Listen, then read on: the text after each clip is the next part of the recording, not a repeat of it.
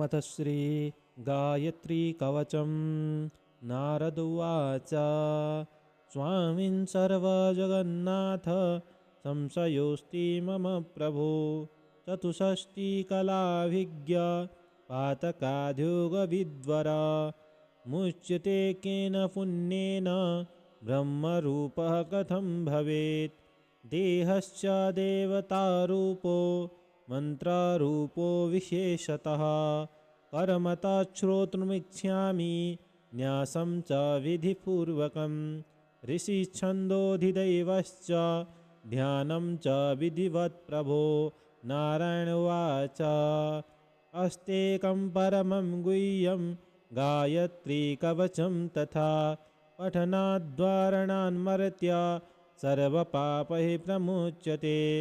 सर्वाङ्मानावाप्नोति देवी रूपस्य जायते गायत्री कवचस्यास्य ब्रह्म विष्णु महेश्वरः ऋषयोरियजुष्सामा थर्वछन्दांसि नारद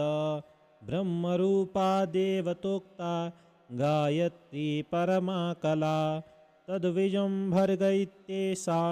शक्तिरुक्ता मनीषिभिः कीलकञ्च धियः प्रोक्तं मोक्षार्थे विनियोजनं चतुर्भिः हृदयं प्रोक्तं त्रिभिः वर्णैः श्रिया स्मृतं चतुर्भिश्शिखा पञ्च त्रिभिस्तु कवचं स्मृतं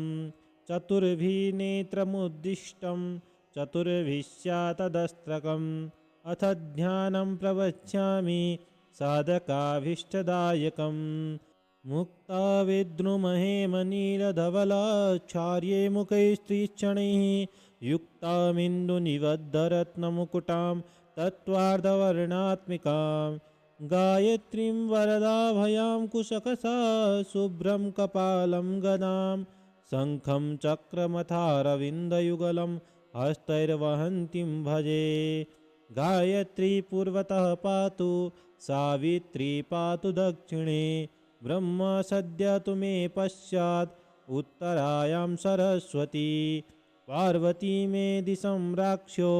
पावकी जलसायिनी यातु धानी दिशं रक्षे दातु दाना भयङ्करी पावमानीं दिशं रक्षेत् पवमाना विलासिनी दिशं रौद्रीश्च मे पातु रुद्राणी रुद्ररूपिणी ऊर्ध्वं ब्रह्माणि मे रक्षेत् दधस्तद्वैष्णवी तथा एवं दशदिशो रक्षेत् सर्वाङ्गं भुवनेश्वरी तत्पदं पातु मे पादौ जङ्घे मे सवितुपदं वरेण्यं कटिदेशे तु नाभिं भर्गस्तथैव च देवस्य मे तद्हृदयं धीमहीति च गल्लयोः धियः पदं च मे नेत्रे यः पदं मे ललाटकं नः पदं पातु मे मूर्ध्नि शिखायां मे प्रचोदयात् तत्पदं पातु मूर्धानं सकारः पातु फालकं चतुषी तु विकाराण्यो तुकारस्तु कपोलयोः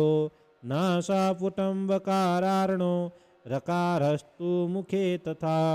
णिकार ऊर्ध्वमोष्टन्तु यकारस्त्वधरोष्टकम् आस्य मध्ये भकारार्णो गोकारश्चुबुके तथा देकारः कण्ठदेशे तु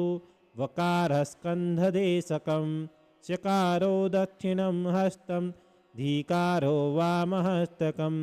मकारो हृदयं रक्षेत् धिकार उदरे तथा धिकारो नाभिदेशे तु योकारस्तु कटिं तथा गुह्यं रक्षतु योकार उरुद्वौनः पदाक्षरं प्रकारो जानुनी रक्षेत् सुकारो जङ्गदेशकं दकारं गुल्फदेशे तु यकार पदयुग्मकं तकार व्यञ्जनं चैव सर्वाङ्गे मे सदावतु इदं तु कवचं दिव्यं बाधाशतविनाशनं चतुष्षष्टिकला विद्यात् आयकं मोक्षकारकं मुच्यते सर्वपापेभ्यः परं ब्रह्माधिगच्छति पठनां शृण्वनां वापि गोसहस्रं फलं लभेत् इति श्री देवी भागवतान्तर्गता गायत्री कवचं सम्पूर्णम्।